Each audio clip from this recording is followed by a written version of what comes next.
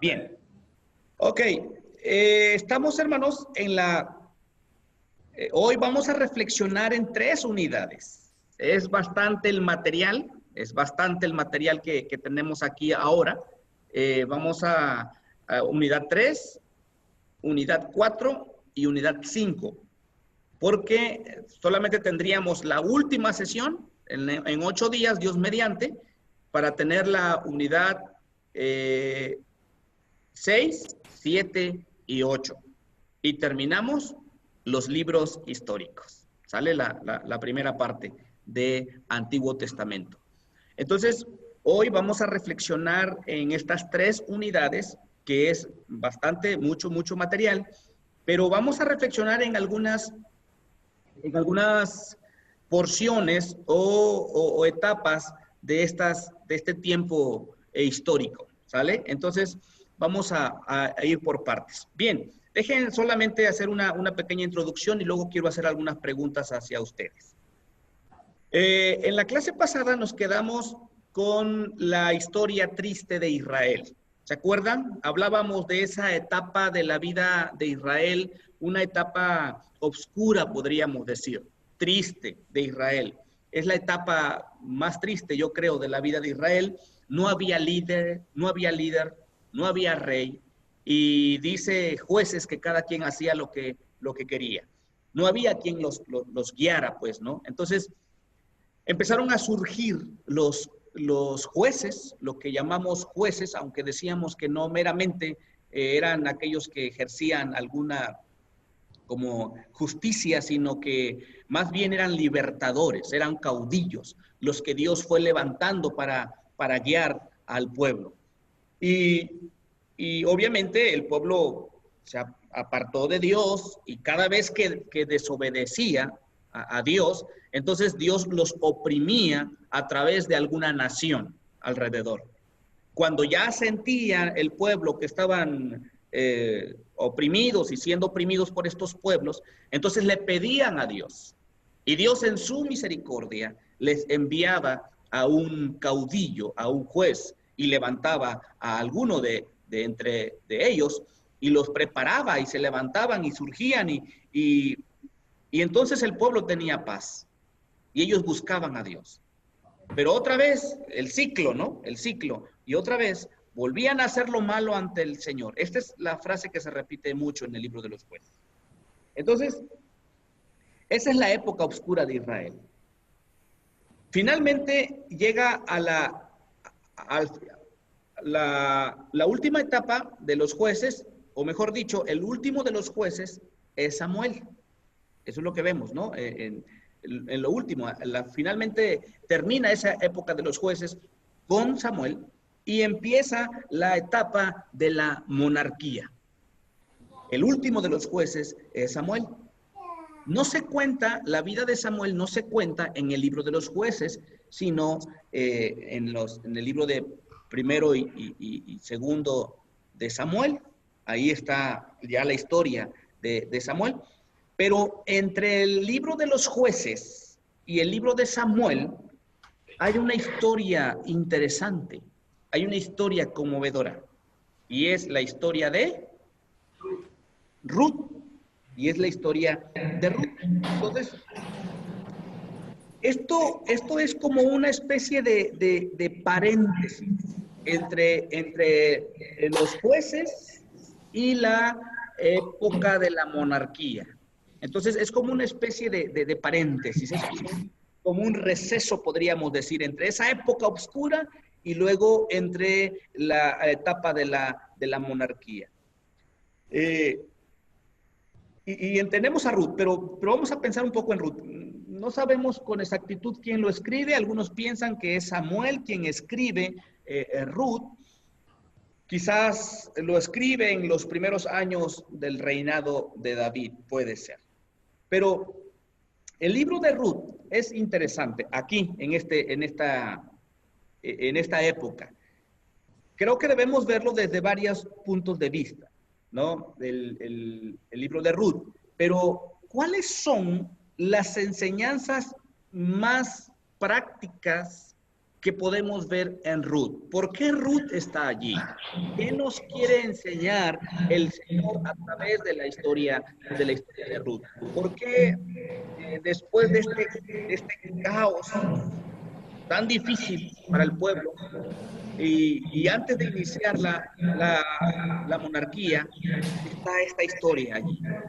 ¿Qué nos quiere enseñar Dios? ¿Qué ustedes aprendieron de la vida de Ruth? De esta historia, de este libro de Ruth. ¿Qué aprendieron? ¿Qué les deja? ¿Cuáles son las enseñanzas prácticas para nuestra vida? Allá, hermanos de Houston, ¿verdad?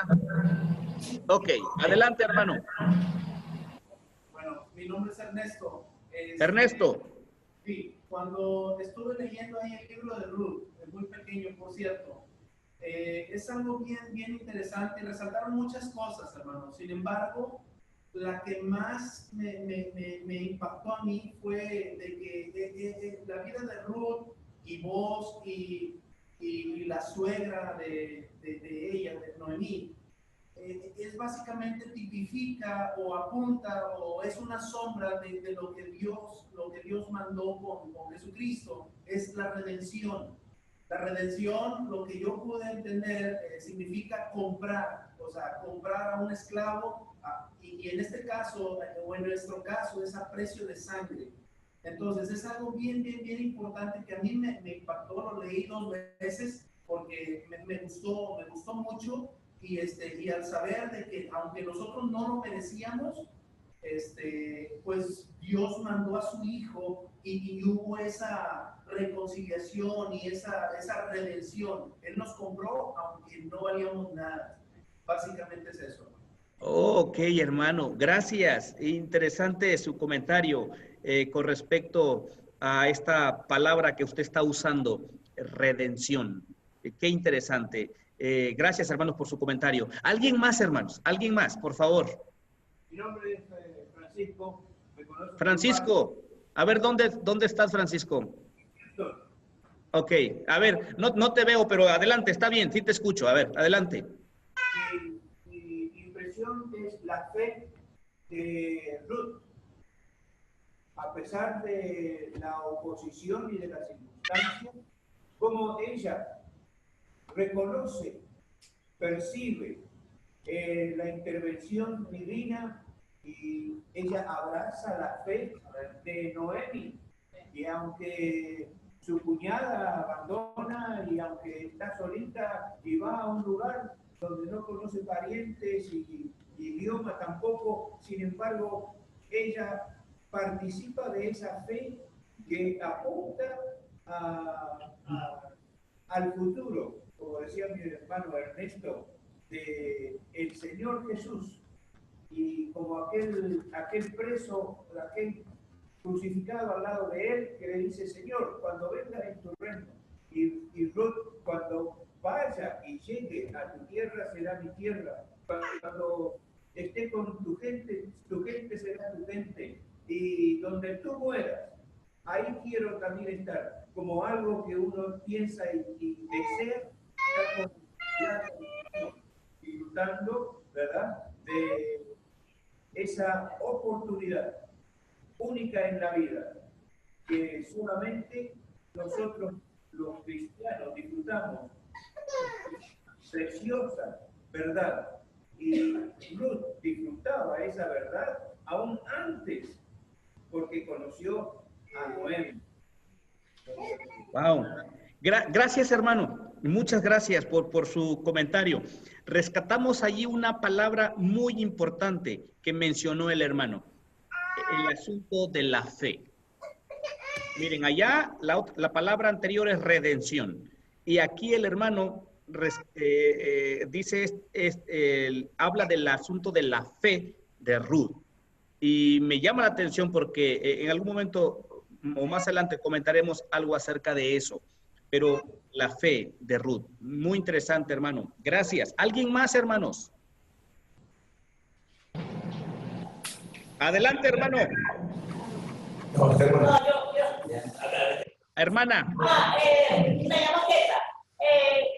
A mí lo que me encanta del libro de Ruth, aparte de lo que dijeron los hermanos, es que cómo se puede vivir en un ambiente de hostilidad, que era el tiempo de los jueces.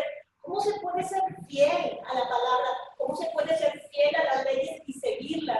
¿Cómo el Señor siempre tiene su remanente protegido y que de alguna manera u otra lo junta y lo levanta? Ok, hermana, gracias. Esa es otra cosa importante, ¿verdad? Lo que dice la hermana. En medio de un cuadro, de una situación espiritual muy baja que prevalecía en ese momento, no está perdido todo, ¿verdad? Dios preserva, y en este caso a una familia, ¿verdad? En el caso de Elimelech y Noemí. Muy bien, hermana. Ok. Es interesante también pensar en eso. Bien, hermano. Gracias, gracias, hermana. ¿Alguien más, hermanos? Hermano, yo veo aquí en este cuadro precioso de este libro, veo varias cosas importantes. La lealtad de Ruth hacia su suegra, la obediencia de Boaz al permitir que la gente recogiera sus hijos. Es decir, todo este cuadro se presenta de una manera en la que Dios prepara todo para que pueda haber un rescate, ¿verdad? Pueda haber un rescate que mencionó el hermano. Porque todo esto se enfoca a algo, hermano. Nuevamente se juntan todos los ingredientes necesarios para apuntar a la cruz de Cristo. Porque hablamos de los antecesores de nuestro Señor Jesús. ¿Cómo es que en un ambiente tan difícil el Señor preparó todo para que viniera a juntarse esta familia, de la cual vendrían el bisnieto, del rey David, donde viene la línea davídica, donde desciende nuestro Señor Jesucristo? Y la lealtad, la fidelidad, de nuestro Dios, en medio de una situación tan difícil, sí, para que todo esto fuera posible, por amor a nosotros, hermano. Yo veo todo este cuadro tan preciso, enfocados en la cruz de Jesús. Gracias, hermano. Exacto. Otra cosa importante, ¿verdad? Que menciona el hermano, el hecho del plan de Dios, del plan de Dios que nada está fuera del control de Dios. Dios tiene un plan perfecto. Y también se mira la fidelidad de Dios hacia el pacto que había hecho con su pueblo. Entonces Dios es fiel y de una u otra forma, miren cómo se va acomodando esto. Es interesante. Muy bien. Ok, ¿alguien más, hermanos? ¿Alguien más? Que vos tenía la parte de rescatar a Ruth, se esperó, porque no era que estaba en la primera instancia. Y podemos ver también que cuando Dios hace las cosas, las hace bien, trabaja bien el plan. Y en este caso, vos los espera y entonces ya hace el rescate que tenía que hacer, de hacerse cargo de Ruth. Así es. No se adelanta, ¿no? No se adelanta, espera, respeta porque él estaba en segundo plano, entonces espera, sí, no se ejerce el primero y ya lo ejerce. Esa obligación que tenía de rescatar. Ok, hermanos, qué interesante. El asunto aquí que nosotros somos un poco impacientes, ¿verdad? Y queremos hacer las cosas nosotros y no esperar el tiempo del Señor. Miren, interesante eso que está mirando usted ahí, hermano. Gracias. Bien, hermanos, ¿alguien más?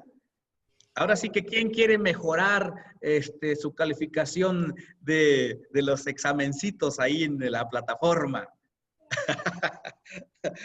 ¿Alguien más quiere compartir algo, hermanos? Muy buenas aportaciones están haciendo, hermanos. Así que esa es la idea, porque ya ustedes lo estudiaron, ya lo leyeron y leyeron su manual. Entonces, vamos a compartir aquí, ¿no? Y lo que ustedes han hecho ahorita es interesante y es enriquecedor para todos nosotros. ¿Alguien más? Como está tan cortito el libro, ¿verdad? Ya no da para más. Como está tan pequeño el libro, ya no da para más. Pero, a ver, ¿alguien más? ¿Alguien más quiere decir algo? Algo que le haya llamado la atención y dice, esta es la enseñanza que me dejó el libro de Ruth. Allá en San Luis, ¿no? ¿No? Bien. Ok, hermanos. Dejen comentar algunas cosas que a mí me llaman la atención y que también ustedes ya lo mencionaron. Bien. Hay algo interesante, lo vamos a ver en un ratito más, pero algo interesante que se dice acerca de Ruth, ¿no? El autor, si es que es Samuel, lo que intenta decirnos algo, no solamente a nosotros, obviamente que especialmente para el pueblo de Israel, manda un mensaje muy importante con este libro. ¿Cómo es que se gana Ruth ese lugar en el pueblo de Israel? ¿Cómo es que Ruth tiene un lugar? ¿Cómo llega a pertenecer al pueblo de Israel? Esa es una pregunta interesante. ¿Cómo llega a pertenecer al pueblo de Israel? ¿Cómo se gana ese lugar, podríamos decir, ahí en el pueblo de Israel? Porque Ruth es extranjera. Es más, ¿de dónde es? El autor sagrado menciona de dónde es. ¿Dónde? Moabita.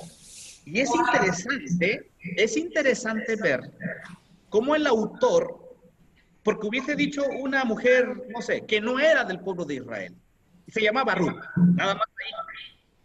Pero señala que Ruth no es del pueblo de Israel, pero es moabita. Me parece que el hecho de que se mencione que es moabita, algo quiere decir el Señor con eso. Y al pueblo de Israel en ese momento. Bien. Hay por lo menos quizás 3 características que vemos en la vida de Ruth, que quizás hace a que Ruth hace a que Ruth sea parte del pueblo de Israel. Lo vamos a mencionar. Primero, la fe. Lo que hace a que Ruth pertenezca al pueblo de Israel es la fe. Y esto es interesante. No es la raza. El que pertenezca al pueblo de Dios no es su raza, es su fe. Entonces, la fe de Ruth lo posiciona dentro del pueblo de Israel. Y eso es extraordinario, porque podríamos identificarnos nosotros, ¿verdad? Con esta verdad. Entonces, esto hace a que Ruth pertenezca y sea parte del pueblo de Israel, su fe. Pero también es una mujer piadosa, que creo que aprende mucho de su suegra Noemí. Es una mujer piadosa. Es una mujer piadosa y obediente, ¿verdad? Porque sigue los consejos también de su suegra. Eso es interesante. Aprende. Ruth ha aprendido de Noemí también. Miren, aquí está para aquellos que dicen que no se llevan bien con la suegra, ¿verdad? Era su suegra, Noemí. Y se llevaban muy bien y aprendió muy bien. Entonces, su fe, su piedad, pero algo más que tiene Ruth es su bondad. Entonces, su fe, su piedad, su bondad hace a que Ruth sea aceptada en el pueblo de Israel. Y si pudiéramos ver algún propósito que tiene este libro de Ruth, creo que era demostrar que David desciende de una mujer cuya fe no es su raza, fue la que hace a que se salve, a que pertenezca al pueblo de Israel. Entonces, quisiera que pensáramos en eso, porque lo que Dios está enseñándonos, no solamente al pueblo de Israel. Fíjese que al pueblo de Israel le está diciendo Dios que no es la raza por la cual Dios lo salva, sino es la fe. Entonces, desde allá se está proyectando, y eso es lo que sucede con nosotros, ¿no? La fe, por la fe, somos llamados hijos de Dios. Y eso es interesante. Bien. Ahora, en Israel había dos tendencias.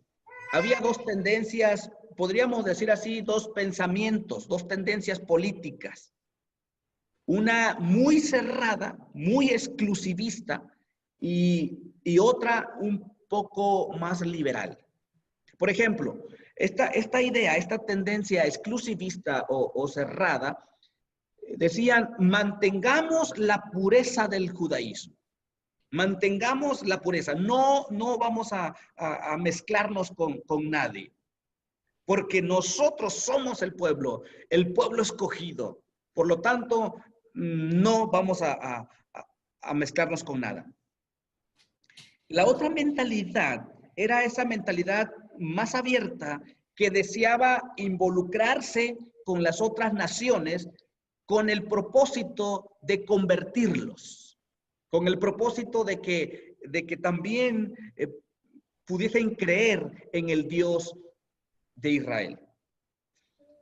Este libro parece que nos da esa idea de que hay apertura para que otros puedan conocer al Dios de Israel.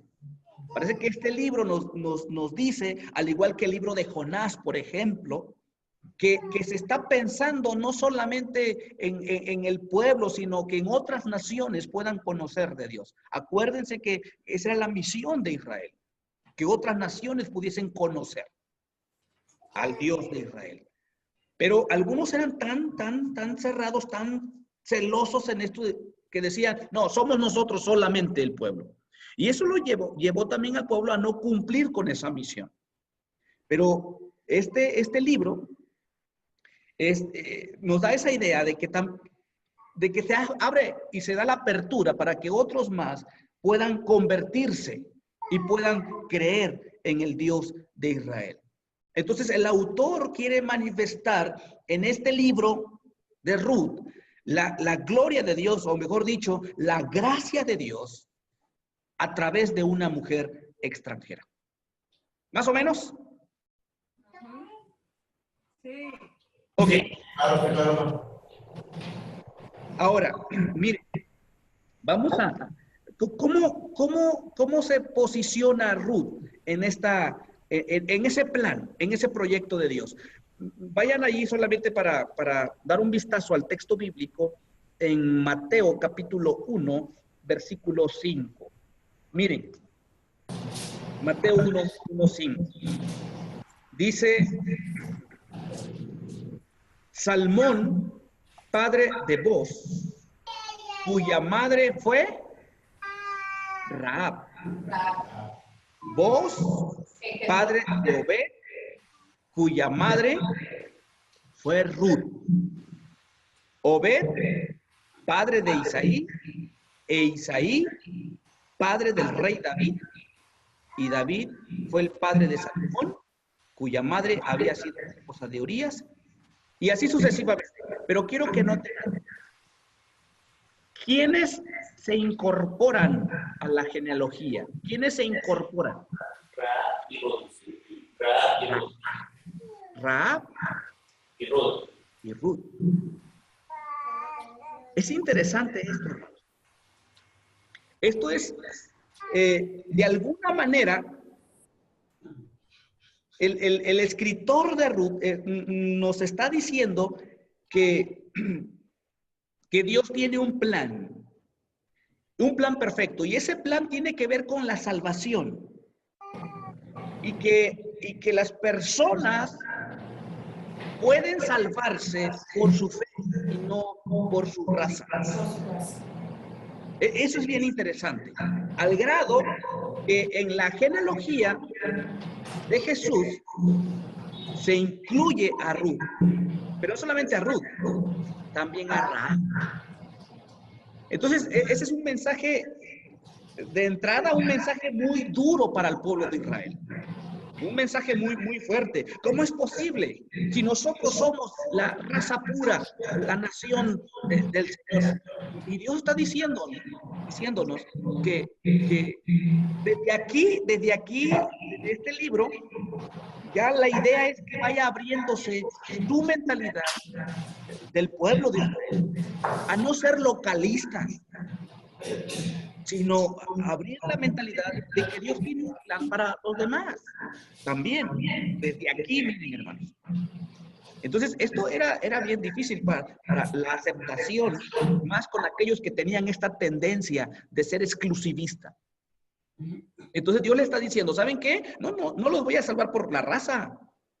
No, la salvación no viene por quienes son, sino por su fe al Señor. Ahora, me llama la atención porque menciona que Ruth es moabita. Ahora, ¿por qué hace énfasis el escritor en que es moabita? No solo era del pueblo de Israel, sino que era moabita. ¿Quién era Moab?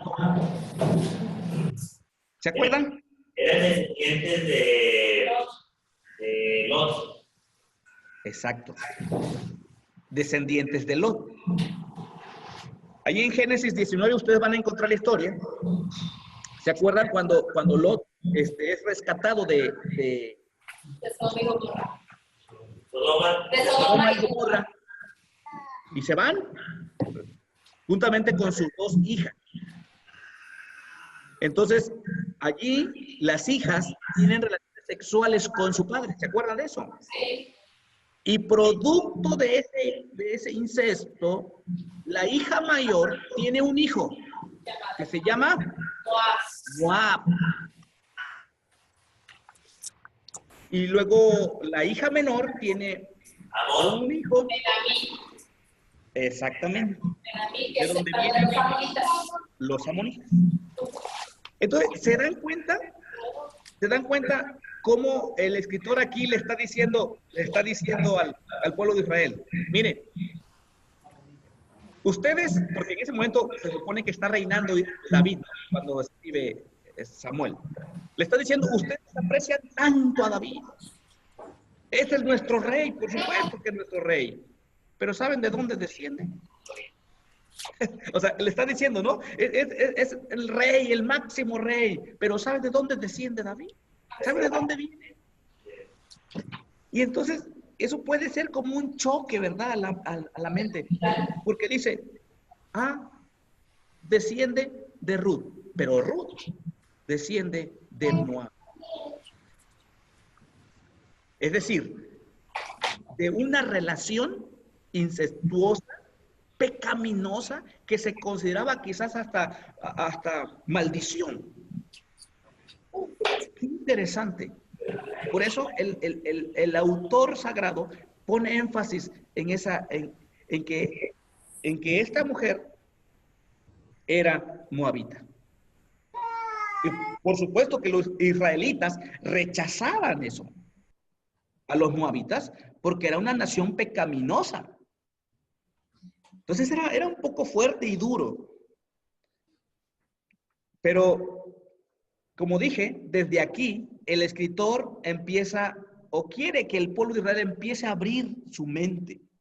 Porque Dios no se fija en la descendencia o en la raza. Dios se fija en el corazón y en la fe de las personas. Amén. Por eso, ¿verdad, hermanos? Así es.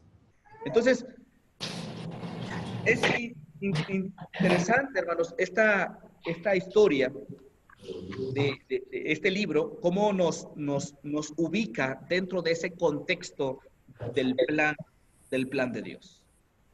Ahora, otra cosa importante que se menciona en Ruth es lo que ustedes han comentado acerca de la palabra que se usa ahí para redentor, Goel. Era una costumbre, una tradición que venía de los israelitas. Cuando moría el hombre de la familia, el más cercano tenía que hacerse cargo de todo y de recuperar, obviamente, todo lo que había perdido esa persona que se había muerto, e incluso no casarse con la esposa. Y ustedes miraron ahí en su manual que pues tenía ciertas características o debía tener ciertas características ese Goel, que significa redentor o rescatador. Y según la ley, el pariente cercano debía tener 4 deberes, ¿no? Estaba obligado a rescatar al pariente que había sido vendido como esclavo, comprar el campo o herencia que perdiera, vengar la sangre y casarse con la viuda de su pariente a fin de darle una descendencia. Y vos hace precisamente eso. Es el Goel, el rescatador. Y mencionaba el hermano hace rato. Es cierto, es la sombra de nuestro Goel, de nuestro rescatador, de nuestro Señor Jesucristo que vendría más adelante. Y creo que eso también es importante rescatar del libro de Ruth. Yo considero que es un libro lleno de gracia y lleno de misericordia. Por eso está en la época oscura de Israel, al inicio de la monarquía, en medio, como que es un paréntesis, como que es un descanso, como que se experimenta la gracia, el amor, la misericordia de Dios. Y la verdad es que es una historia muy, muy conmovedora. Pero hay 3 unidades que hay que abordar, hermanos. Entonces, vamos a continuar y vamos a hablar ahora de la vida de Samuel, porque es interesante y quiero que vayamos allá. Dejemos ahí a Ruth y vamos a la vida de Samuel. Ahora, ¿qué le llama la atención de la vida de Samuel? Ahora, vamos a hacer lo siguiente, miren. Como es mucho el material, entonces ya nomás nos queda 1 hora 10 minutos, entonces vamos a hacer un resumen. Los personajes importantes de estas unidades es Samuel, es Saúl y David. David, exactamente. Y ya al final de la siguiente 3 unidades veremos a Salomón y la división del reino. Y así terminamos esta parte. Entonces, vamos a empezar aquí. El primer libro de Samuel, el segundo libro de Samuel, primero de Reyes y segundo de Reyes, es necesario que lo consideremos juntos, porque se refieren a la monarquía de Israel y de Judá, que quizás duró un aproximado de 450 años hasta el cautiverio en Babilonia. Entonces, vamos a verlo así. Pero a ver, comenten. ¿Qué significa Samuel? ¿Qué aprenden de Samuel? ¿Cómo ven la vida de Samuel? ¿Qué enseñanzas les deja Samuel a ustedes, a su vida espiritual, pero también como líder? Porque es un gran líder, Samuel. Samuel es un grande, es un gran hombre y nos enseña muchísimo. Pero, a ver, piensen, díganos algo. ¿Qué aprenden de Samuel? Adelante, hermano. Bueno, desde el principio de su concepción, cómo Dios contestó una oración de su madre para poder tener descendencia y que fue consagrado para el servicio de Dios. En su niñez, el haber escuchado la voz directamente de Dios para un llamado especial, porque fue el último juez de Israel. En su trayectoria como juez, el celo que tenía de servir a Dios, el celo que tenía de que el pueblo de Dios siguiera la instrucción que había recibido por parte de Dios, y también la situación de que cuando el pueblo de Israel pide rey, él se entristece, ¿sí? Pensando que ya no va a poder seguir siendo juez, pero Dios le da una respuesta que debe de traer paz a su corazón, en el sentido, no te estás desechando a mí, estás desechando a mí, y darles el rey, porque es un plan divino de que el pueblo de Israel tuviera ese tipo de gobierno. Ok, hermano. Gracias, hermano. Muchas gracias por su comentario. ¿Alguien más? También lo que me da la atención es cómo Samuel es formado pues con el esfuerzo de Elí, cuando Elí no había podido controlar a sus propios hijos.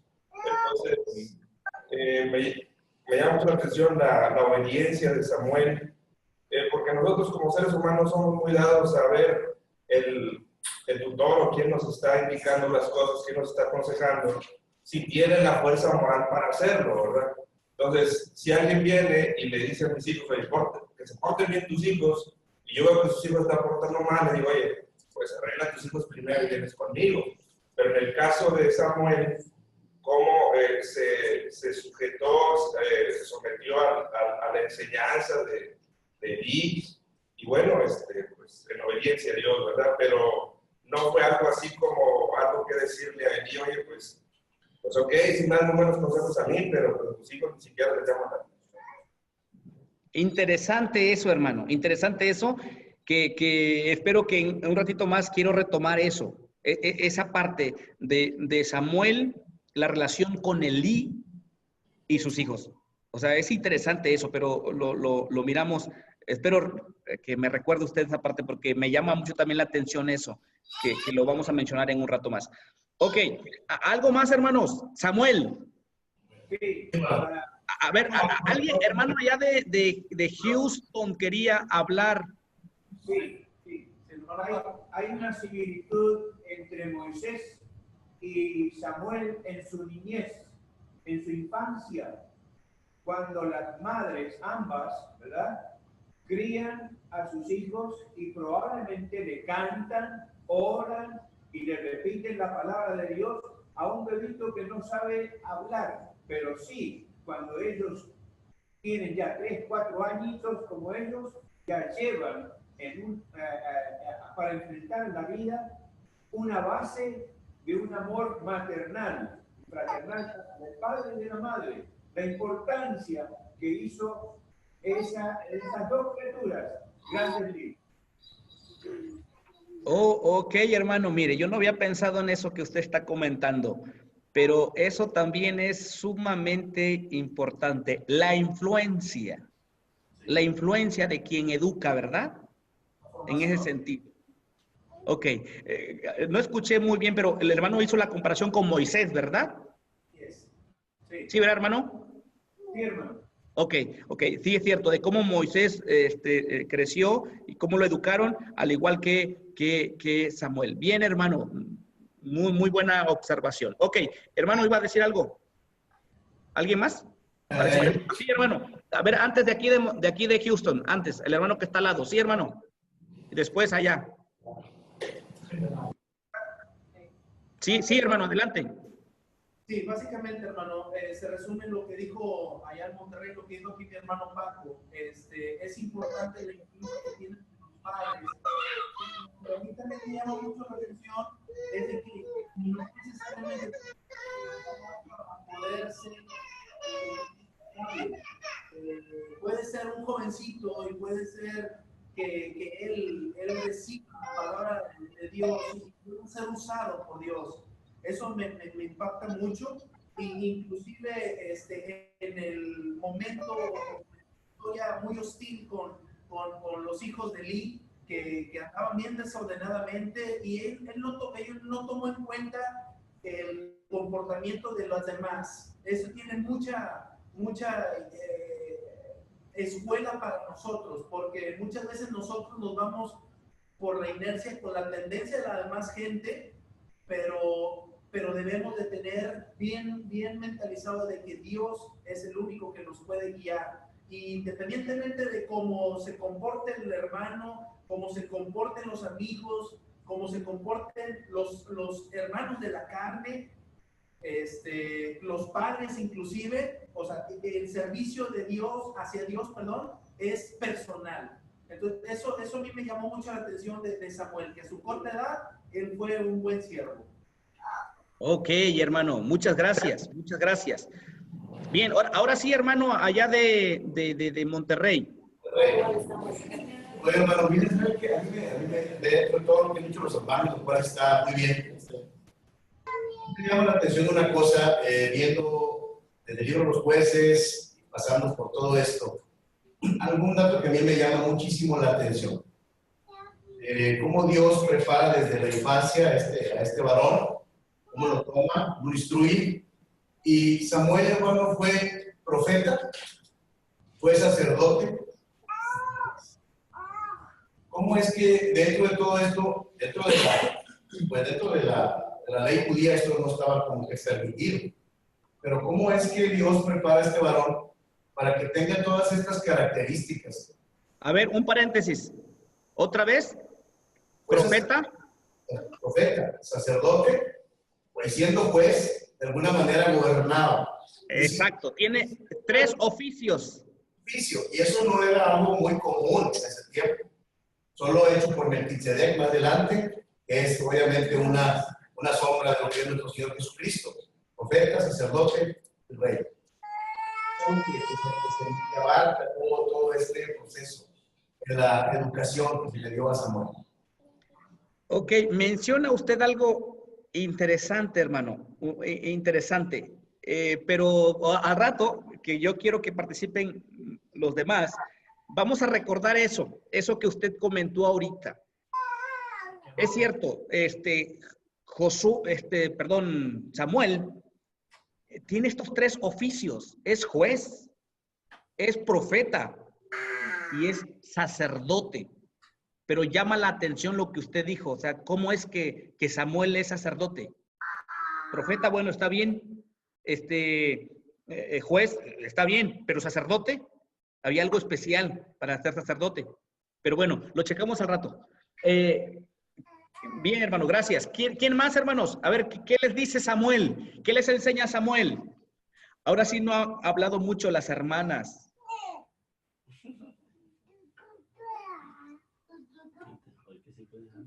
A ver, algo más, hermanos.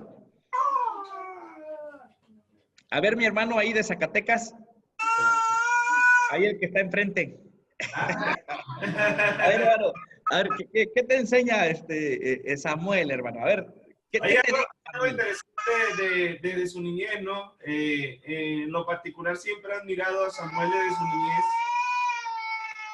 Porque, como lo dijo su madre, o sea, ella quería tener a Samuel para consagrarlo a Dios y fue algo que cumplió desde el punto de vista de la madre. Tiene algo importante como influencia para criar a los hijos, para llevar a los hijos por un lado correcto.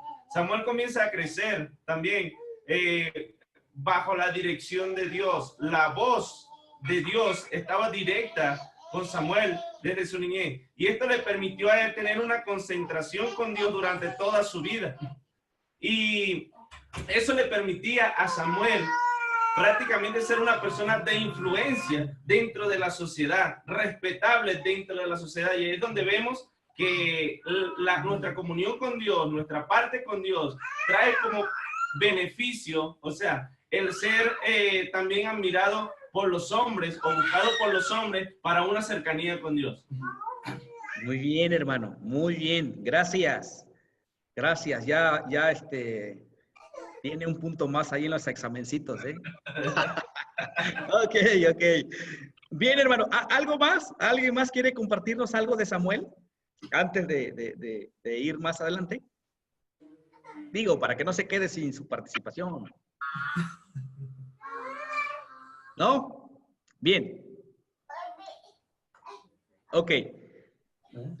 Voy a tratar de tocar esos puntos importantes que ustedes mismos comentaron, pero que llaman mucho la atención. Mucho la atención. Bien. Hermanos, Samuel es uno de los grandes hombres, que fíjese que se compara, a ver si veo aquí los textos bíblicos, que se comparan, ¿sabe con quién? Con Moisés. Hay un autor que dice que Samuel es uno de los personajes más importantes del Antiguo Testamento después de Moisés. Creo que su manual dice eso, ¿no? Y creo que lo dice el William Latzer. Menciona eso. Pero hay algunos pasajes bíblicos que pareciera que lo ponen en el mismo nivel que Moisés. Y eso le da una gran importancia a la vida de Samuel. A ver, vamos a checar un versículo. Salmo 99, 6. Salmos 99, 6. Miren cómo dice. Nomás como una referencia de lo que estamos hablando. La importancia de este hombre llamado Samuel. 96. Salmo 96, 6. 99, 6, hermano. ¿Qué dije? Salmo 99, 6. Sí, es cierto. 99, 6. ¿Cómo dice? Moisés y Aarón entre sus sacerdotes y Samuel entre los que invocaron su nombre, invocaban a Jehová y él les respondía. ¡Wow! ¡Qué interesante! Miren, Moisés y Aarón se contaban entre sus sacerdotes. ¿Y quién? Y Samuel. Y Samuel. Vean, Moisés, Aarón, entre los que se contaban sus sacerdotes y Samuel. O sea, vean esa... Se pone a Samuel junto a Moisés y Aarón. Suena interesante y habla que esta es una evidencia más bíblica que Samuel ejerció, bueno, aunque lo miramos en el texto en Samuel, pero él es sacerdote. Pero ahorita vamos a contestar eso que el hermano comentaba hace rato. ¿Cómo es que, por qué llegó a ser sacerdote? Otro versículo, hermano, otro versículo. Jeremías 15:1.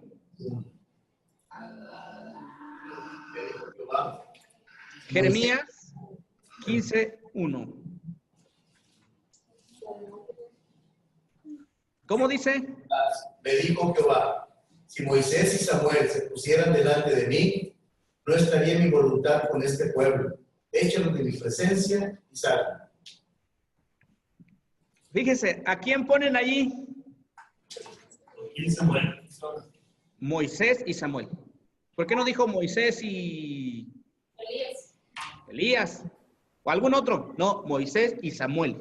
O sea, vean la importancia de este hombre. Ahora vayamos al Nuevo Testamento. Hebreos 11.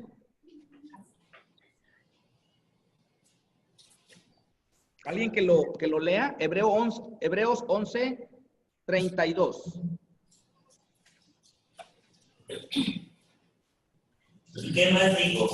Porque el tiempo me faltaría contando de Gedeón, de Barak, de Sansón, de Jefté, de David, así como de Samuel y de los profetas. Oh, ahí está. La importancia de este hombre, la importancia de Samuel. Un gran hombre, un gran pensador. Algunos dicen que gran teólogo también mencionan algunos. Pero ¿saben qué es lo que llama la atención? Bueno, obviamente fue un gran profeta, un maestro de los profetas, un intercesor, un sacerdote, el último de los jueces. Tuvo un ministerio extenso que unge a dos reyes, a Saúl y a David.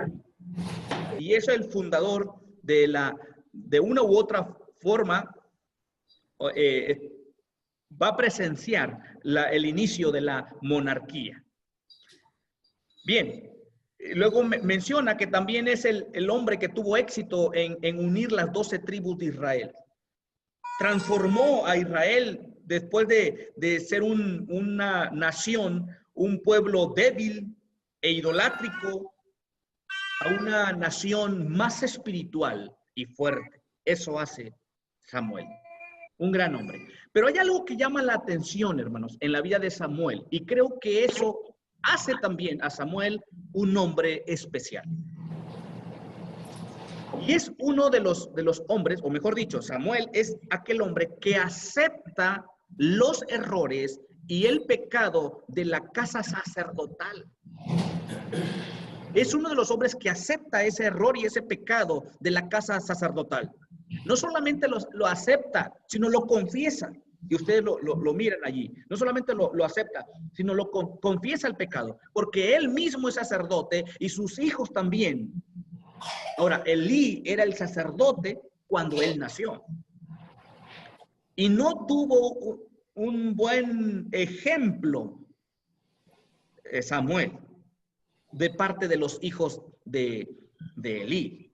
Pero él llegó a un punto en que como que podríamos decir que abrió o puso en evidencia los errores de los sacerdotes, tanto de los hijos de Elí, incluso, ¿no? Sus propios hijos. Y esa es otra cosa interesante que espero lo podamos ver, cómo sus hijos tampoco fueron buenos sacerdotes. ¿Qué pasó allí? Ahora, ¿de dónde surge Samuel, hermanos? ¿De dónde desciende Samuel?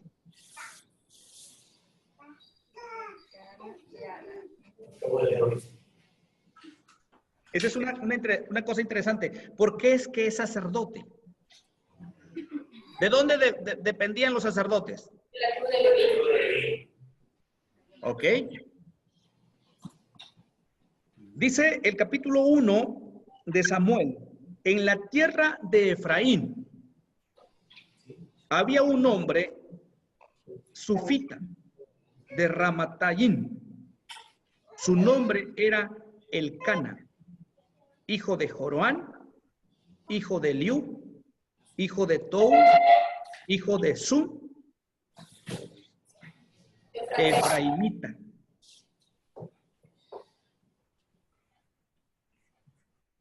¿Cómo ven? Dice que Elcana vivía en Ramá, tenía 2 esposas, Ana y Penina, aunque esos primeros versículos dice que eran de Efraín. Elcana no era de la tribu de Efraín. Elcana había vivido en Efraín, pero no pertenecía a la tribu de Efraín. Realmente era de la tribu de Leví. A ver. Entonces, ¿cómo es este asunto? Era una de las cosas que yo estaba pensando y pensando cómo está el asunto aquí. Pero miren, vamos a ver. Lo que sucede es que Elcana con su familia se va a vivir allí a Efraín. Vaya, por favor, vamos a regresar un poquito a Josué capítulo 21. Josué 21. Cuando se estaban repartiendo las tierras, sucede algo. Josué capítulo 21, versículo 20.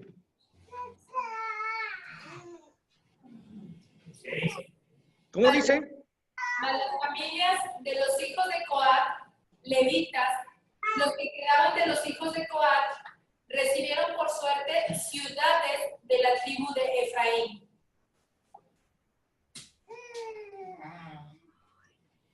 Entonces, algunas familias de las tribus de Efraín, de Leví, ¿a dónde llegaron a vivir? A Efraín. Ok, por eso en el primer libro de Samuel dice que Elcana viene de Efraín. Ahora, a ver, vamos a ver primer libro de Crónicas 6:22. Primer libro de Crónicas 6:22.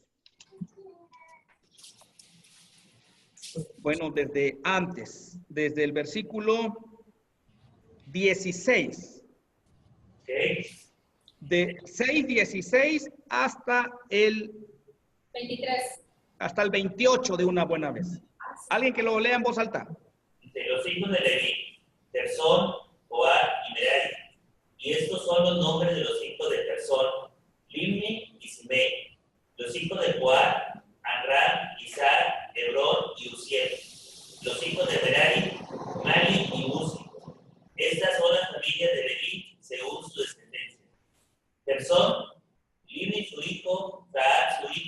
Sima su hijo, Joa su hijo, Ido su hijo, Será su hijo, Ketrai su hijo.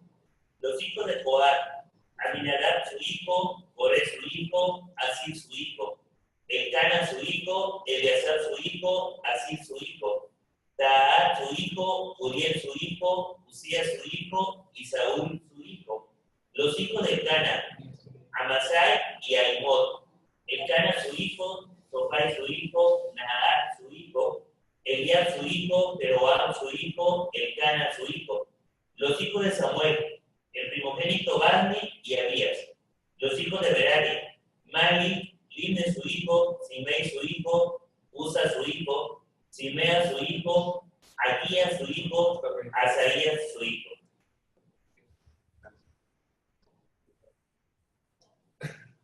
Te quedó. No, pero dormiste con tu...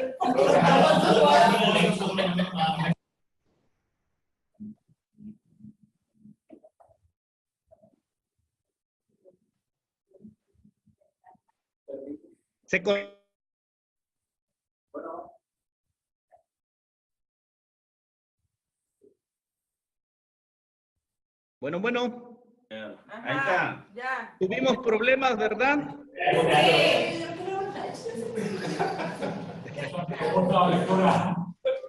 Listo. Parece que en el punto culminante tuvimos problemas. Ok. ¿De dónde desciende Samuel? Exacto. Entonces, Samuel tenía todo el derecho de ser sacerdote. Ya despejada la duda, ¿verdad? Porque si no preguntábamos eso, ¿verdad? Entonces él tiene todo el derecho de ser sacerdote. Y luego, como ya hemos dicho, juez y profeta. Bien. Y vemos entonces con esos tres oficios a Samuel: juez, profeta y sacerdote. Eso es interesante, hermanos. Dios llama a Samuel muy joven, lo llama. No sé, ¿cuántos años se imaginan ustedes que tiene cuando escucha la voz de Dios? 7, 8 años. 5, 6 años. Lo que sé. 5, 7, 8. ¿Sí? No sabemos con exactitud. Algunos dicen que quizás más, quizás 12, quizás 15. No sabemos con exactitud cuántos años. Pero pasan un aproximado de 20 años después de que Dios le llama allá y escucha la voz. Pasan más o menos 20 años para que Samuel tome el mando como juez. Más o menos. Y para eso, yo no sé, debían tener por lo menos más de 30 años para ejercer el ministerio. Entonces, quizás, si pasan 20 años, quizás tiene como unos 12, 15 años. No sabemos con exactitud, pero ese es el tiempo en que quizás es el peor momento para el pueblo de Israel, de la crisis del pueblo de Israel, debido a que los filisteos roban el arca del pacto, ¿se acuerdan? Y lo llevan a otra ciudad. Entonces, hay una ceremonia en Mizpa, al rato lo miramos, donde oficialmente se convierte Samuel en juez. Pero vamos a regresar un poquito. Samuel expone los errores de la casa sacerdotal, y especialmente los hijos de Eli. Algo llama la atención de Samuel. Fíjese que Samuel es un hombre recto, ¿eh? Samuel es un hombre coherente con lo que hace y con lo que dice. Cosa que a veces los líderes no tenemos, ¿eh? Esa es una cosa importante. Samuel es un hombre coherente con eso, o congruente. En otras palabras, íntegro. Porque la integridad es eso. La integridad tiene que ver con lo que hacemos y con lo que decimos. Entonces, que tenga coherencia. Samuel es uno de esos hombres y denuncia a los hijos de Elí. Expone los errores de los hijos de Elí, pero también a sus propios hijos, porque tampoco hicieron bien. Vaya por favor al capítulo 2 de Samuel, capítulo 2 de Samuel, y vean cómo eran los hijos de Elí. Capítulo 2. 2:12, hermano. 2:12, muy bien. ¿Alguien quiere leer el versículo, por favor? Ahora bien, los hijos de Elí eran unos sinvergüenza que no le tenían respeto al Señor. Hasta ahí. ¿Qué versión es la que está leyendo? Nueva traducción viviente, ¿no? Exacto. Interesante esa versión. Interesante la nueva traducción viviente. Dice que los hijos de Elí eran unos sinvergüenza. Ay. La nueva versión internacional lo traduce que eran unos perversos. No sé cómo lo traduce la 60. Impíos. Ok. Es interesante, hermanos. Así empieza el escritor sagrado. Eran unos sinvergüenza, dice el texto. Ok. Y luego, obviamente, ustedes saben la historia, no la vamos a leer toda porque pues, nos quita tiempo, pero ustedes saben qué hacían estos muchachos. ¿Qué hacían estos jóvenes? Y ustedes miran los versículos 14, no solamente se adelantaban para comer lo mejor sino que había una... Las ofrendas de Jehová. Exacto. Pero luego, ¿qué más hacían?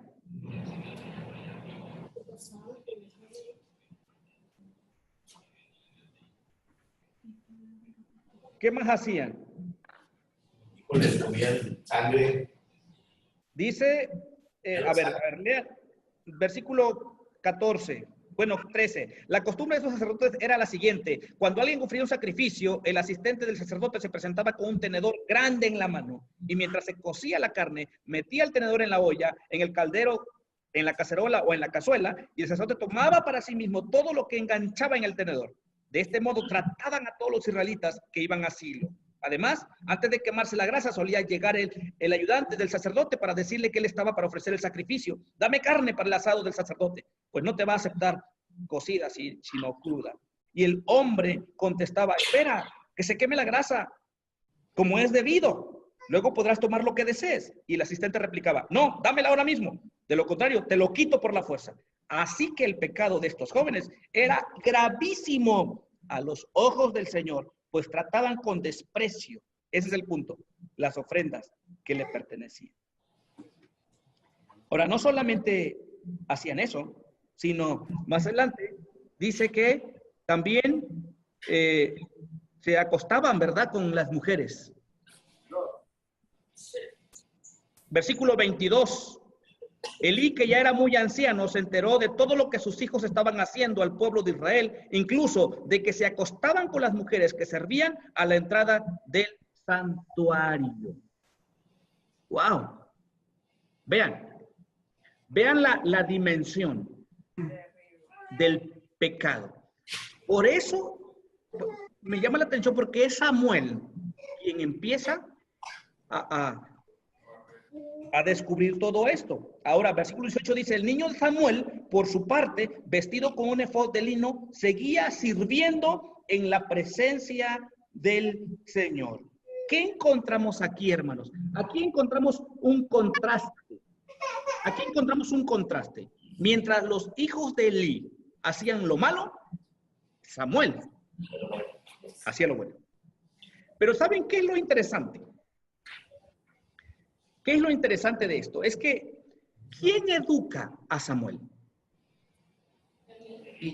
Elí.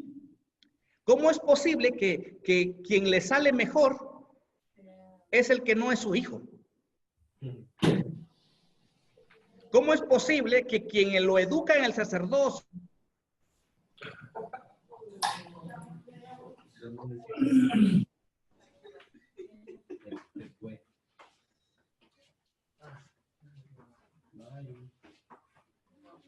aguas. Seguimos comentando. ¿Perdón? Ahí estamos, hermano. Ya volvió, se fue. Se había ido. Ah, ¿no me escucharon? ¿No me escucharon? No. Ok, dejen repetir esto porque tiene que ver con lo que comentó el hermano hace rato. Hay un hermano comentó algo que dije que lo iba yo a retomar ahora. Que lo que llama la atención es que cómo es posible que el bueno, el que salió bueno no es su hijo, sino alguien quien no era su hijo y ese sí salió bueno. Es decir, ¿cómo es posible que Elí transmita los valores, los principios, la enseñanza espiritual a alguien que no es su hijo y a sus hijos, quien era su responsabilidad, no lo hizo? Y decía, aguas. Hermanos, líderes, quienes tenemos un ministerio, pastores, líderes, misioneros, cuidado, discipulando a hijos ajenos. ¿Y nuestros hijos?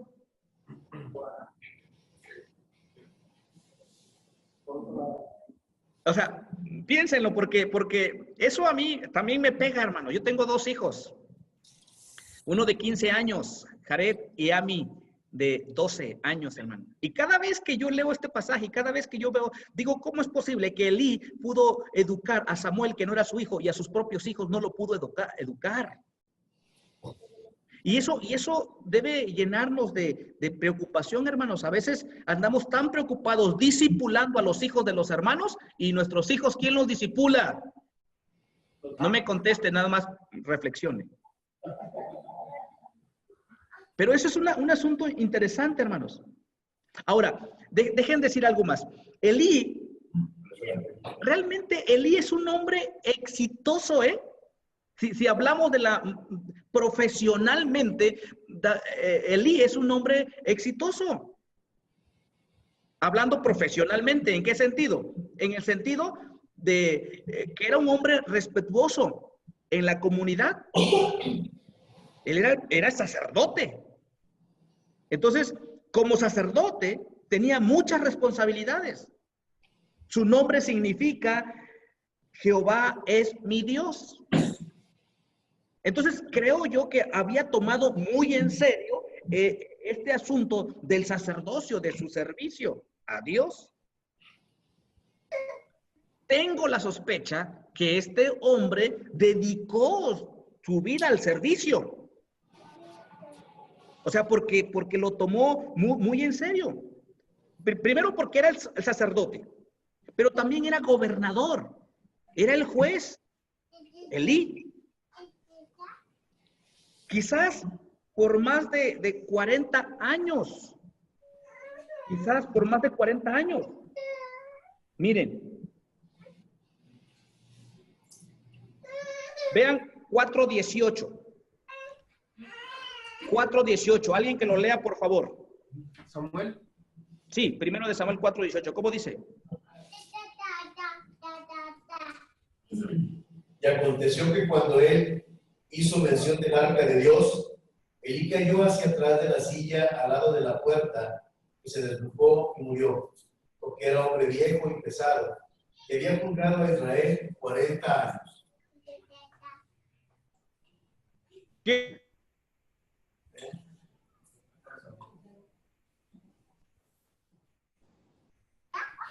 No se oye.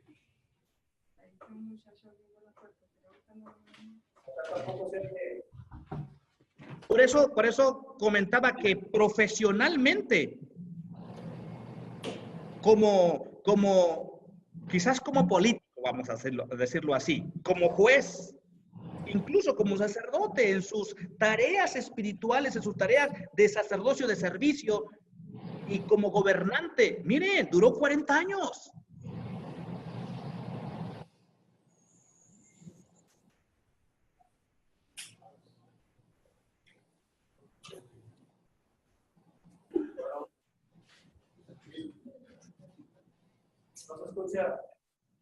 En el área profesional y quizás en el servicio a Dios, que descuidó su familia.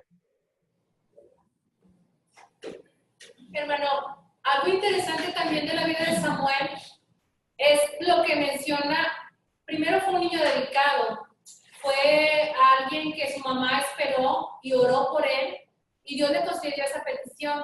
Pero también en el capítulo 2 vemos precisamente cuando menciona el pecado de los hijos de Elí, también menciona que su mamá año tras año le hacía una túnica, es decir, su madre siguió orando por él y siguió en constante comunicación con su hijo. O sea, no porque lo haya dedicado al servicio del Señor, olvidó que había sido una promesa dada por Dios. Entonces yo creo que también tiene que ver eso. Como padres también tenemos esa obligación de seguir orando por los hijos para que Dios cumpla su propósito en la vida de cada uno de ellos. Gracias, hermana. Muy bien. Interesante su comentario. Sí, hermano. Algo para ampliar un poquito lo que dijo mi hermano, lo cual es muy correcto. Según la tradición judía, la madre era la encargada de transmitir los valores a los hijos, según la tradición hebrea. La mamá de Samuel estuvo al pendiente todo este tiempo, transmitiendo esos valores hebreos, esos valores judíos, ¿sí?, a su hijo. Caso contrario, aquí vemos en Elí, no dudo que ella estaba al pendiente de sus hijos, pero yo creo que tiene que ver también la esposa de este sacerdote. ¿Por qué no intervino en la crianza de sus hijos como Ana lo hizo con Samuel? Eso es un tema que habría que buscarle, analizarlo, porque sí, creo que hay algo, ahí está el meollo del asunto. Ok, gracias, hermano. Bien, lo que dice la hermana es cierto. ¿A cuántos años creen ustedes que llevó Ana a Samuel, a Elí? ¿Al año? No, 3 años. 3 años. ¿Por qué lo detectó? 2 años. Más o menos, ¿no? 2 años. 2 años quizás. Entonces, aunque tiene razón la hermana, dice que Ana iba, ¿verdad? Subía, le llevaba. Entonces, sin duda alguna, tiene razón, la influencia de su madre, la oración de ella, y cierto, algo que menciona la hermana es importante, miren, como sacerdote, como descendiente de la tribu de Leví, tenía el derecho de ser sacerdote, ya. Y quizás ya no se debía consagrar, pero Ana lo que hizo es consagrarlo, es como que reconsagrarlo nuevamente, ¿verdad? Porque Dios se lo había dado. Entonces, creo yo que es muy importante eso. Pero algo pasa con la vida de la familia de Elí, con los hijos de Elí. Algo pasa. Ahora, hay algo interesante allí, que miren cómo dice. A ver. En el 12, que dice que no tenían conocimiento de Jehová.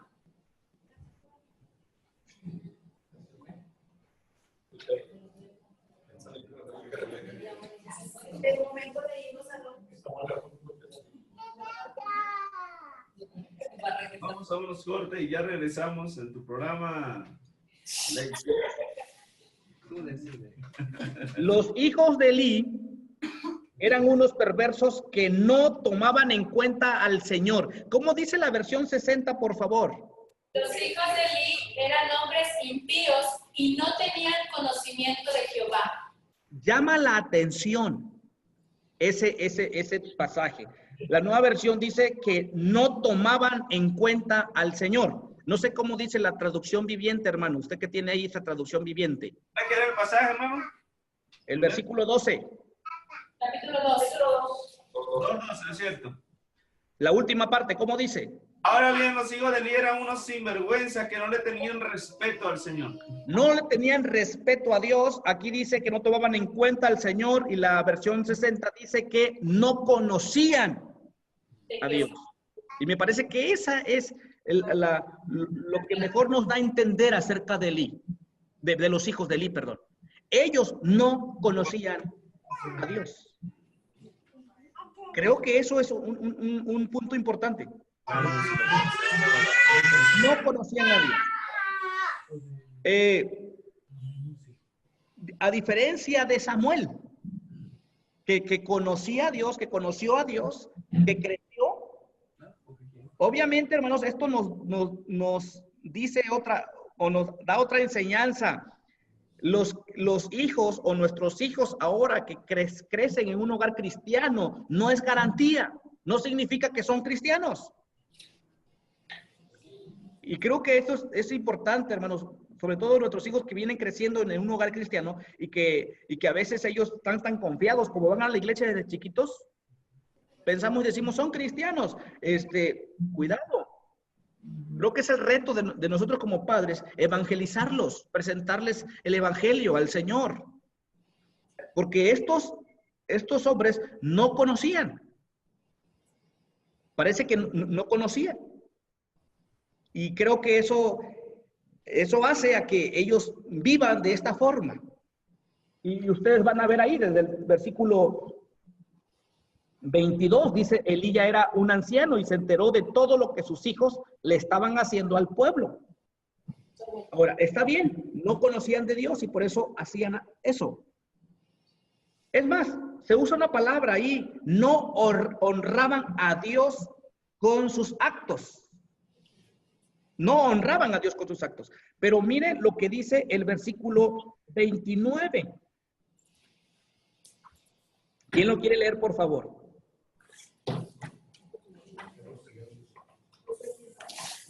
Del mismo capítulo 2, ¿verdad? Sí.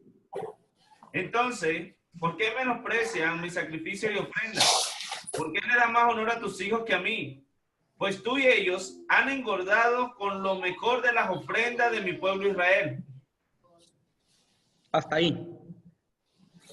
La versión 60, ¿cómo dice ese mismo versículo? ¿Por qué habéis hollado mis sacrificios? Porque habéis hollado mis sacrificios. Porque habéis hollado mis sacrificios. ¿Por qué habéis hollado mis sacrificios y mis ofrendas que yo mandé ofrecer en el tabernáculo? Y has honrado a tus hijos más que a mí. Engordaos. Hasta ahí. ¿Qué hacía Elí, según este texto? Era partícipe de la iniquidad de sus hijos. Ok, ¿cuál es la palabra que se usa ahí? Aquí dice, has honrado a tus hijos más que a mí. Ok, entonces lo contrario es, no honraba a Dios. A Dios. Es decir, los hijos de Elí no honraban a Dios por todo lo que hacían. Pero Elí tampoco honraba a Dios porque dice el texto que honraba más a sus hijos. Ay. Hay otro pasaje que dice que no les estorbaba. Exacto.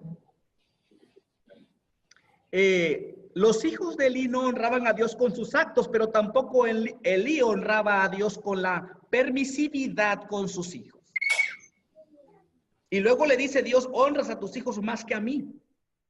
Miren, hermanos, algo interesante aquí porque Dios no cuestiona a los hijos de Elí. ¿A quién cuestiona? Al padre.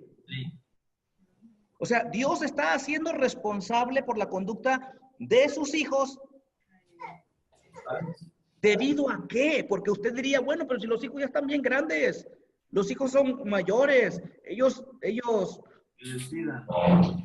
deciden qué hacer. Pero ¿por qué Dios está llamando la atención a Elí? Ese es el punto. Ahora, vaya, lo que el hermano comentaba hace rato un versículo. Vayan al versículo 13, por favor. 3:13.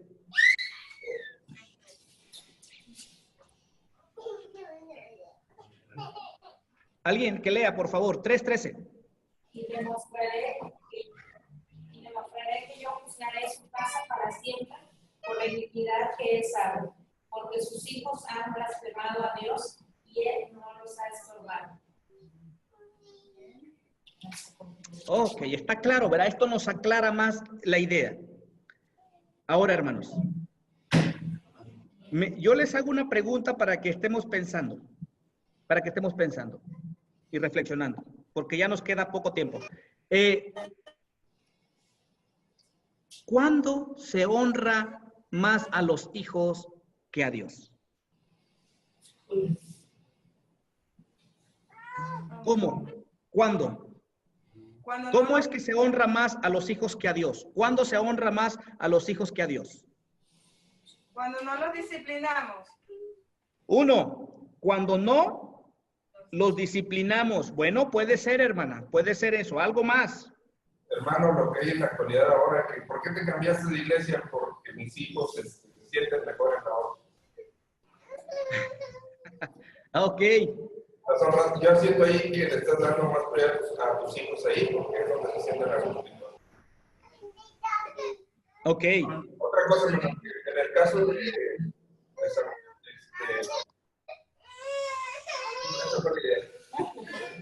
sí. Cuando no los confrontas con su pecado. A ver, otra vez, hermana, tengo problemas para... Cuando no los confrontas con su pecado. Ok, hermana, sí es cierto. Hermano. Cuando menospreciamos la enseñanza de Dios, hermano. Cuando menospreciamos la enseñanza de Dios, que nos inculca a disciplinar, a enseñar, y no lo hacemos. Ok. Que vivan su vida libremente. Sí. Cuando amamos más a nuestros hijos que a Dios. Otra vez no escuché, hermano.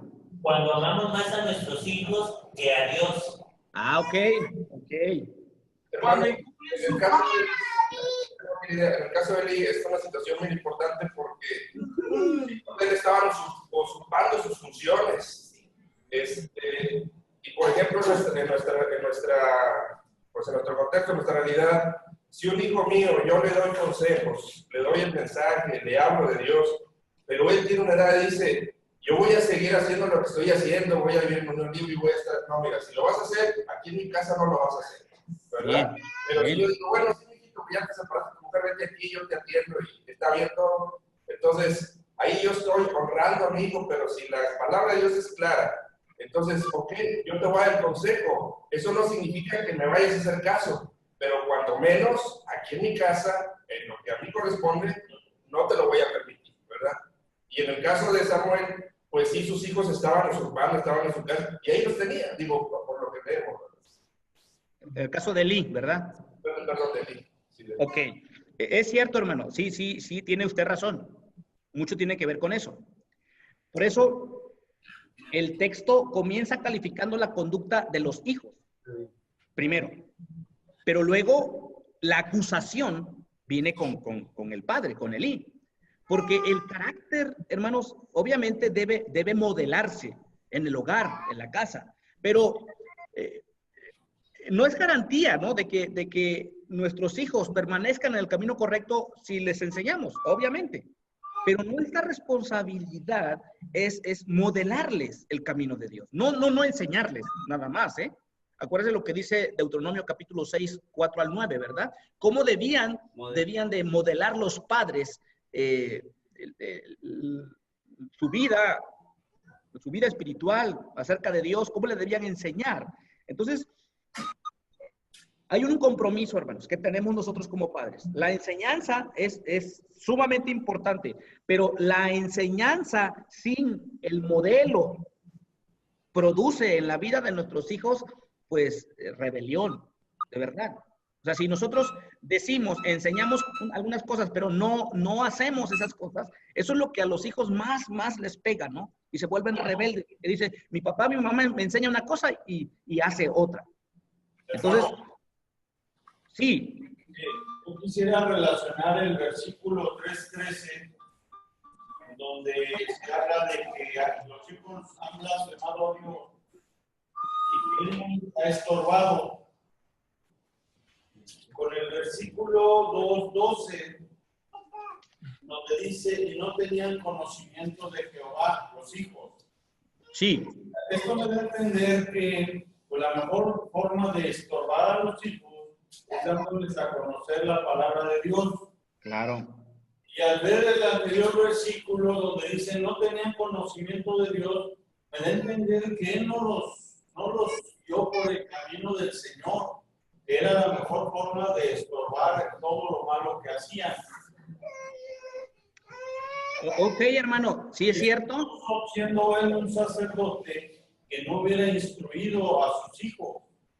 Y pareciera ser que esa es la razón por la que los hijos pues andan por el mal camino.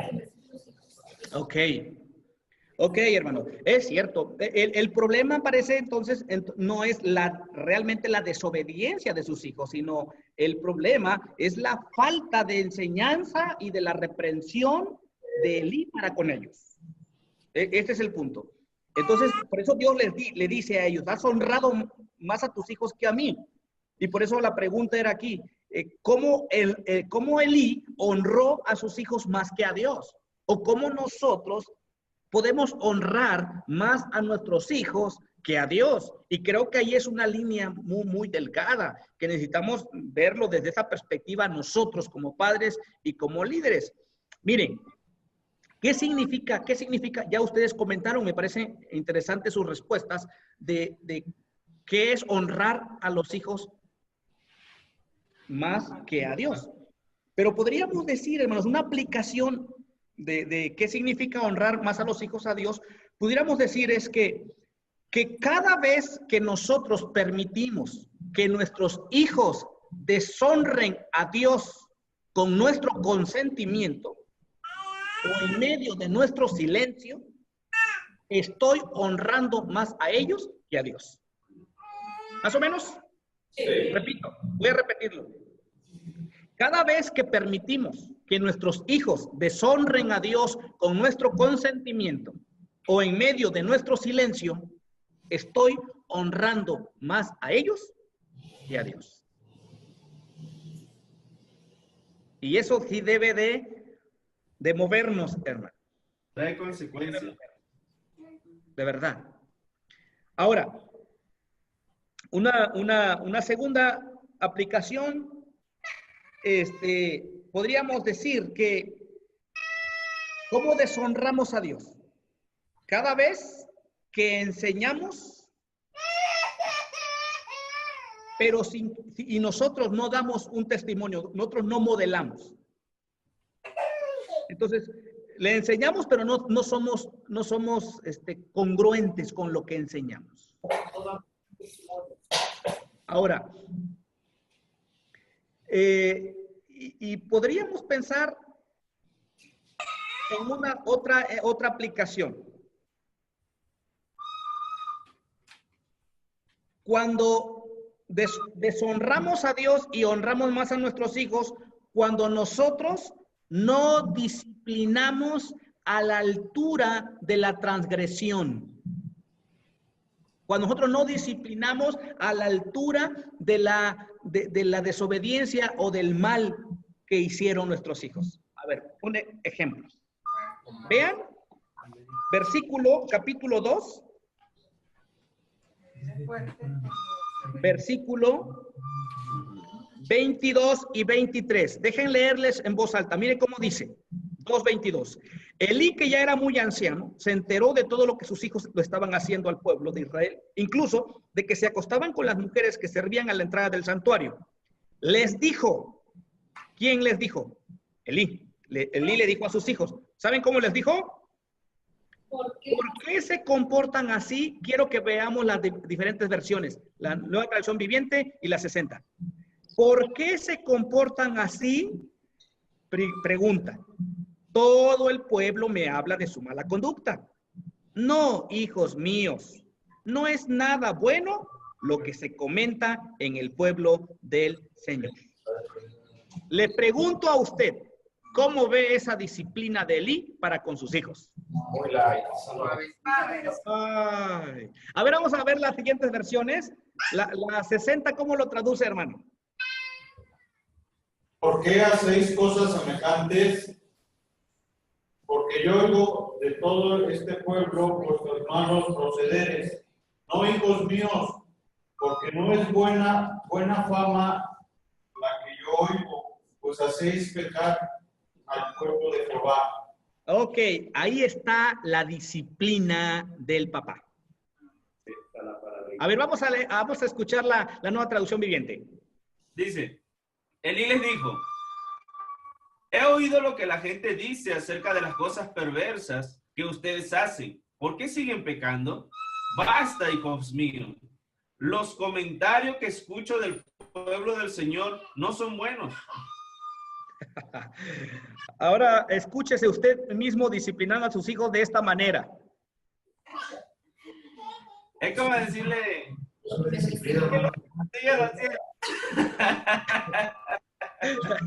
Ok, hermanos, por eso pienso que es otra forma, otra manera de honrar más a nuestros hijos que a Dios.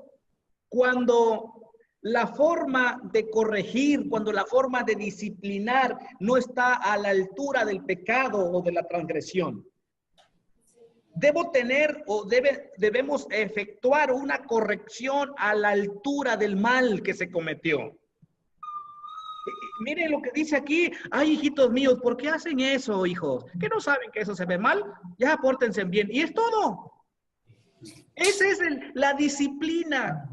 Y por eso Dios viene con esa palabra. ¿Por qué honras más a ellos que a mí? Dice el Señor. Entonces, eso también, hermanos, debe movernos. Por eso me quedé un tiempecito aquí en esta reflexión, porque creo que muy a menudo también nosotros cometemos eso. Eso ocurre en nuestras familias. Vemos las faltas que se cometen y nos parece no tan severas y no corregimos. Dios estaba observando todo esto. No solamente el pueblo lo observaba, como le dice Elí, sino Dios mismo. Entonces Dios decide disciplinar a Elí y la manera en cómo Dios lo hace, híjole, está tremendo. Le dice, ¿no?, que sus hijos van a morir. Recibe la noticia él, se cae y se muere ese mismo día. Ese mismo día el pueblo de Israel pierde muchas personas y es llevado al arca por 20 años, es lo que decíamos, que es creo que lo más triste del pueblo de Israel. La gloria se fue de ellos, la gloria de Dios se fue de ellos. Por culpa de unos padres que disciplinaron a sus hijos, pero de una forma tan, ¿cómo dijeron? Light, ¿cómo dijeron? Y que no le pusieron atención a sus hijos. Y ese es un problema muy serio, hermanos. Hermano. Adelante, hermano. Pienso que antes de la amonestación y la disciplina está la enseñanza. Samuel fue educado por Elí. Y pienso que los hijos de Elí tenían todavía más oportunidad de ser enseñados porque iban de la línea sacerdotal. Exacto. Entonces, pienso yo de qué le costaba a Elí juntarlos a sus hijos junto con Samuel y involucrarlos en la misma enseñanza impartida al niño, al jovencito Samuel, impartírsela a sus hijos, ¿verdad? Para enseñarle, porque ahí dice que no tenían conocimiento del Señor y eso es muy grave. Entonces, como que el problema viene de más atrás, o sea, la amonestación, eso ya es la reprensión es ya la punta del iceberg, ¿verdad? Pero es más profundo el problema y viene arraigado desde más atrás. Sí. La enseñanza de los mandamientos del Señor. Es cierto, hermana, tiene usted razón. Es un problema de fondo, ¿verdad? Es un problema de fondo, es un problema muy serio que creo que tendríamos que analizar también y por el bien de nuestras familias y de nuestra vida. Sí, hermana, por favor. En Deuteronomio, el Señor aclara que hay que educar a los hijos en todo momento. Y el problema de los jueces, si lo vemos en capítulo 2 de Jueces, en el versículo 10, dice que es la generación que siguió después de todos aquellos que vieron las cosas grandes, tampoco conocían a Dios. Entonces, esto era un problema que se da en el pueblo, que una generación se levantaba y más o menos veía la gloria de Dios y la siguiente generación no era educada. Por eso el Señor insiste tanto en que lo más importante es la siguiente generación, la educación de la siguiente generación. Tiene usted razón, hermana, es cierto. Yo creo que la iglesia debe, primero los padres, primero nosotros como padres. Y nuestra mayor responsabilidad, lo que Dios ha puesto en nuestras manos, hermanos, no son los hermanos nuevos creyentes que hemos de discipular. El discipulado empieza en casa y los misioneros son los padres. Entonces, pero la iglesia también debe tener una percepción clara, una visión clara, como dice la hermana, de las próximas generaciones. ¿Cómo los estamos educando? ¿Cómo los vamos a enseñar? Y a veces poca atención, hermanos, o la iglesia pone en las próximas generaciones, ¿no? Quizás hablemos desde nuestros jóvenes, nuestros adolescentes y nuestros niños. Quizás en los mejores lugares de reunión, ¿dónde están? ¿Quién está en los mejores lugares de reunión? La iglesia, los adultos. Las mejores condiciones, estamos nosotros los adultos. Los mejores materiales, quizás los tenemos nosotros los adultos. Y mucho, o mejor dicho, en la mayoría, no nos fijamos en los niños. Quizás nosotros sí tenemos donde nos sentamos bien cómodos, pero quizás nuestros niños no tienen donde se sientan tan cómodos. Cosas así que debemos como iglesia, debemos de ampliar un poco nuestra visión. Por lo que dice la hermana, tiene usted razón. Pero la otra parte, no olvidemos esa responsabilidad de padres que tenemos. Eso sí es sumamente importante. Entonces, estaba yo pensando, hermanos, en un ejemplo práctico de cómo la disciplina la hemos perdido o se ha deteriorado. Y poniendo un ejemplo de lo que Dios le dice, o mejor dicho, de la disciplina que Elí le pone a sus hijos, o mejor dicho, cómo les llama la atención. Miren, es como, por ejemplo, algo muy cotidiano con nosotros, sucede con nosotros como padres.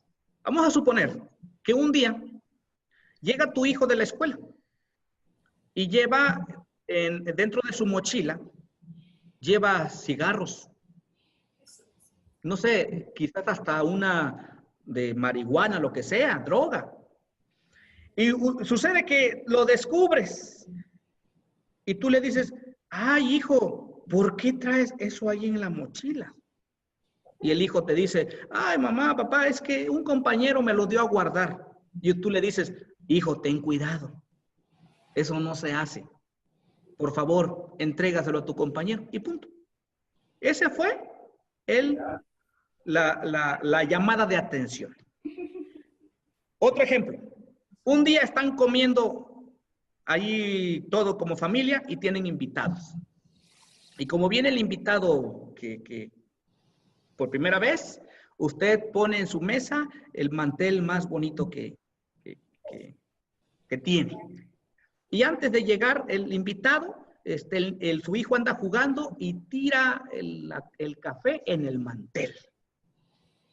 Y usted se levanta enojado, toma hasta no sé qué hay ahí a la mano, una vara, y usted le pega al hijo. Y le grita, le regaña y le dice, ¿por qué tiraste el café en el mantel? ¿No sabes que nuestros invitados vienen en un ratito y mira cómo hiciste? ¡Qué bárbaro! Y lo sacas y hasta le das. ¿Notó la diferencia? O sea, allá trajo droga en la mochila y usted le dijo, hijo, no hagas eso, por favor. Entrega eso, no es tuyo. Y aquí, usted casi lo mata por tirar el café en el mantel favorito de usted.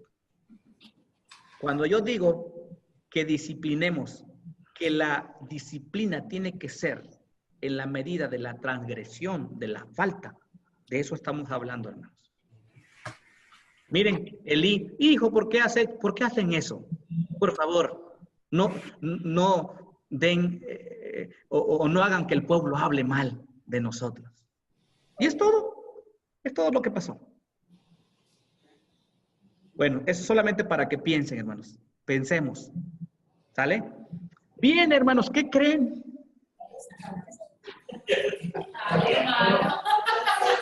Ya apenas agarramos el capítulo 3. Ok, dijimos que íbamos a ver a estos personajes, ¿verdad? Samuel Saúl y David.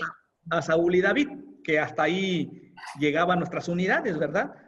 Pero en la unidad 4, bueno, tenemos a Saúl. Estos últimos minutitos, hermanos, que tenemos, ¿qué piensan de Saúl? A ver, ¿qué les deja a Saúl? ¿Qué enseñanza? Vamos a terminar con las enseñanzas prácticas de la vida de Saúl. A ver, ¿quién se anima a aumentar su calificación allá en los examencitos? Pues que Saúl fue una persona también, que no se dejó disciplinar, jamás se arrepintió de sus pecados. Lo otro es la apariencia externa, pues que yo me lo imagino y me lo imagino tan bello y guapo así como mi esposo, más o menos.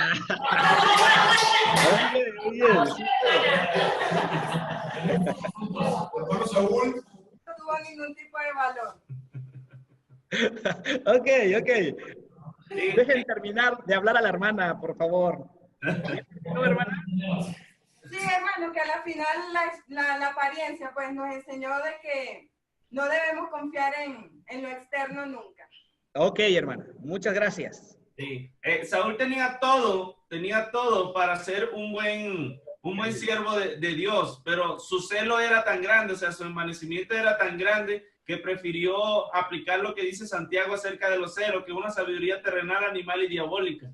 Entonces, se encela cuando David, cuando él sabe que David puede ser el rey de Israel. Y ahí es donde vemos la persecución de celo que lo lleva a la muerte también.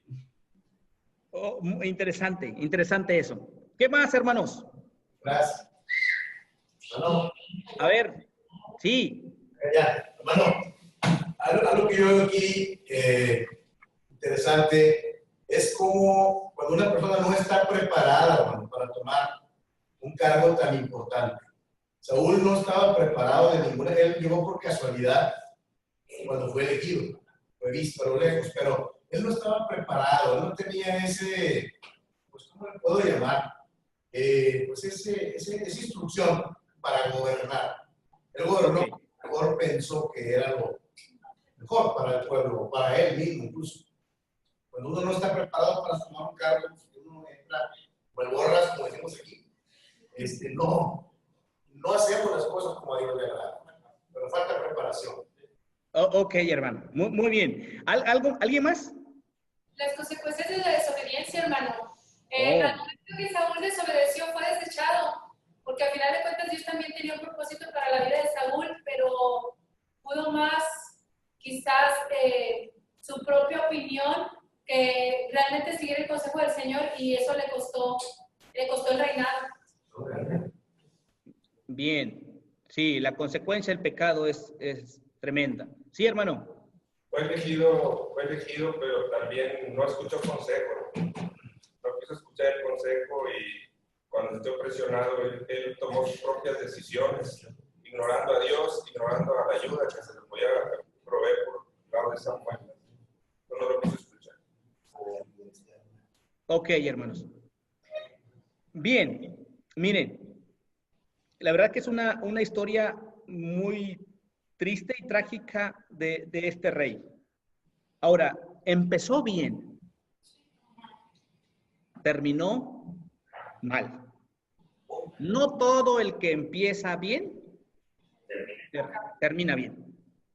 Más si va a hacer lo que él quiere y él decide. Como dice el hermano, más si no escucha consejos. Entonces, Saúl, alguien dijo por ahí, tenía todo para ser un rey. Y es cierto, tenía todo. Y creo que hubieron varias cosas allí que pudieron estorbar a lo que Saúl iba a hacer. Pero sobre todo es que fue un hombre desobediente. Es un hombre que no se sometió y eso trajo serias consecuencias. Entonces, nos muestra el reinado de Saúl, nos muestra que si no obedeces, Si no tomas en cuenta a Dios, vas a fracasar. Vas a fracasar. Y varios errores o pecados que cometió Saúl los llevó a la ruina. Y finalmente, Dios dijo que lo quitaría del reino. Mis estimados hermanos, a ver, último. Sí, hermano. Yo creo que en este pasaje se resume la consecuencia de la actitud de Saúl. Primero de Samuel 16:14 dice, y el espíritu de Jehová se apartó de Saúl. Ya con eso se dice todo. Es cierto, hermano, la presencia de Dios fuera de la vida de Saúl, y cuando la presencia de Dios no está en la vida de las personas, es un caos y es un fracaso. Entonces, a Saúl lo vemos, tiene una oportunidad, pero no aprovecha la oportunidad y hace lo que él quiere y trae consecuencias. Mis estimados hermanos, Dios les bendiga muchísimo. Fue un gusto estar con ustedes y en la próximo sábado, Dios mediante, tendremos la última clase de libros históricos. ¿Sale? Es la última clase de libros históricos, así que vamos a aprovechar al máximo el tiempo en 8 días para comentar. Gracias, hermanos, por sus comentarios. Hoy estuvieron muy participativos. Me encanta la idea, me encanta la dinámica que ustedes compartan y aprendemos de todo, ¿sale? Entonces, sí. Listo. En la última tarea está la sinopsis. ¿Qué tan largo tiene que ser? No es tan largo, hermanos. De hecho, ahí dice, en el plan de estudio dice qué tamaño debe ser, ¿verdad? ¿Cuánto? Ok, entonces, exactamente, hermanos. No quiero más. Y usted... Califico como 35 la letra, hermano. Dice que no más de 10 renglones. Si usted escribe 12, ya no leo los últimos. De verdad, entonces, no más de 10 renglones. Es una muy corto, ¿vale? Ok. Sí. Bien, hermano, ¿alguien de ustedes nos quiere despedir en oración, hermanos? Que Dios nos siga ayudando en nuestra tarea de como padres, como cristianos, como discípulos, pero también como misioneros, como sembradores de iglesia, como líderes, hermanos. Que alguien nos ayude a orar, por favor. Adelante, mi hermano. Bendito Padre, gracias por lo bueno que tú has sido durante todo este tiempo, Señor. Gracias porque nos permites aprender de tu palabra cada día más, Señor. Gracias porque hoy pudimos aprender acerca de la vida de Ruth, de Samuel, Señor. Permítenos que la enseñanza sea aplicable a nuestras vidas, Padre, que nosotros podamos aplicarla, Señor, podamos guiar a nuestros hijos bajo tu enseñanza y podamos darle el mejor ejemplo, modelar para ellos, Señor, en su proceso, Padre Santo. Y que esto nos abra puertas para discipular a muchas personas sin descuidar lo importante también que es nuestra familia, Señor. Gracias por toda la enseñanza. Bendice a mi hermano Timoteo, bendice cada uno de los que estamos estudiando, Señor. Y gracias por tu gran amor en todo el tiempo. En Cristo Jesús. Amén. Amén. Amén. Muchas gracias, mi hermano. Dios les bendiga a todos. Que tengan un excelente día y que Dios les bendiga mañana en las diferentes actividades. Dios les bendiga. Hermano, dos cosas.